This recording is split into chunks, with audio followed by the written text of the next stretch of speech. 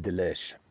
Good morning, everybody. Well, while I'm still waiting for my computer to be repaired, I figure I might as well get something up on the screen because I don't know. Maybe I'm going to get it Friday. Hopefully so. I'll be able to edit down some of this video I've taken over the last 2 weeks. But I wanted to give you kind of a quick update on what was going here. So I was gone for 8 days away from the lawn, and as you remember, I did that super deep watering. Everything kind of equalized and has not changed out. Even that area that was doused with the humic just kind of held and cruised through. The last couple of days, I have given it, as you can see behind me, I have some water running right now back in that area, kind of splitting it and letting everything soak down and getting the water down deep. No stress, like zero stress. Now, again, right here behind me, I'm still cutting at 1/2 inch. And you can see how short that grass is. I'm gonna do another cornhole championship around here. I'm gonna let this grass grow up again. But still, even after that heavy application of humic, this area up on the hill is still growing very fast, like it got hit within.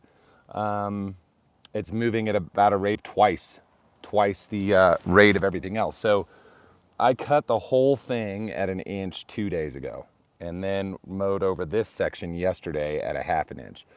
So in that time still, this grass has grown up like a 1/2 inch in 2 days. And now cool season turf doesn't do that. That's not really what you're going for here. We don't really want to push any growth in the summertime. Like, this is technically a point of rest. Driving down roots, you're just basically maintaining color, lower metabolism of the grass. You don't need to be nailing it with any in. And what's funny is, and you guys will be able to reference this, I filmed out here yesterday and I was sitting here on camera. I said, I'm going to apply some 1801. And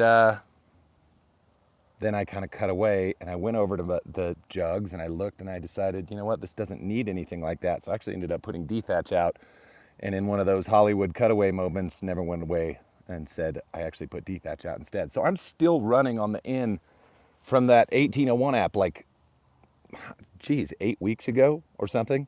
And I want everybody to remember that this lawn has run pretty much without nitrogen for 2 seasons. It was only running on minors.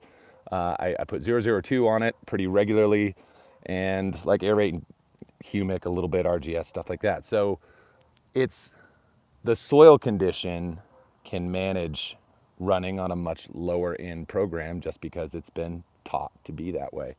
So what I'm doing back here, it's almost 10 o'clock in the morning. It's still cool. It's about, I don't know if we're at 70 yet. It was down into the 50s last night. It's supposed to hit 90 today.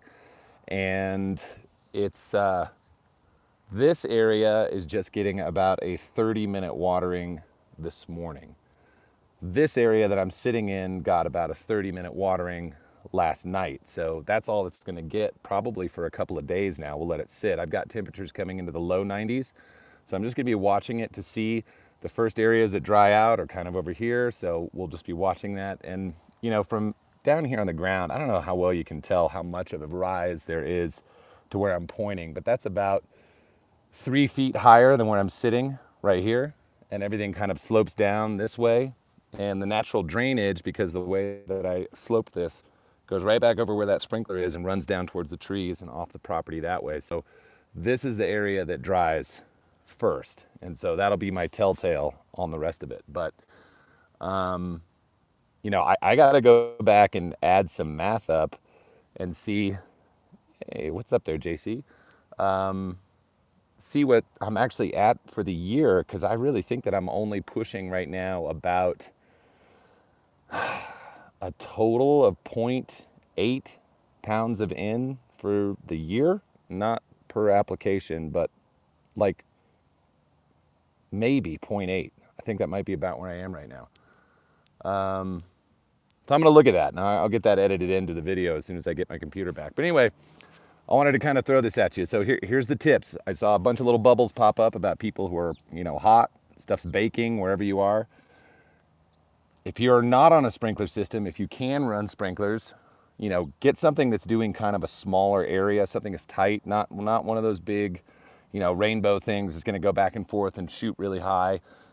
This thing covers about probably 500 square feet, maybe 600 square feet. Good morning, Eddie. And I can let it run for 20 minutes or so, and it's easily going to throw out a half an inch of water just in that time. For anybody who's out there and they're struggling with heat stress, go ahead and do some supplemental watering, but make sure you're getting it down deep. I mean, we need water down between 4 and 6 inches deep, and that takes a little time. Sometimes it takes a few days to build that up. And you can hit saturation on the top of your lawn and puddle, and you don't really want to do that. You need to let that soak in, and then you can come back into it. So just always remember this. If you were to take a sink full of water, and grab a big dry sponge and drop it into that sink full of water, what's going to happen? That thing is just going to float. If you were to let it float around and run your faucet right on top of it, it's going to bead and roll off, okay? Now, if you get that sponge slightly moist, it is going to absorb way, way more water. So that's what you're going to do. You need to get it moist. Everybody loves that word. I'm going to say it again just because everybody loves the word moist. Moist lawn. And then just slowly fill in, and never let it lose that. You don't ever want to see it dry out. Okay, that's one of the total killers. I mean, even if you dry for a day, your grass might not suffer too much when you first see it, but it does wreak havoc on soil life. So make sure to keep everything a little bit moist. The word of the day is moist. All right. Anyway, there you go. Things are looking sharp, like dark green, thick as hell. Here, check this out. Let me just get down in here real quick. Check that out. I mean, it is dense. It is super, super dense down in there. Pretty cool.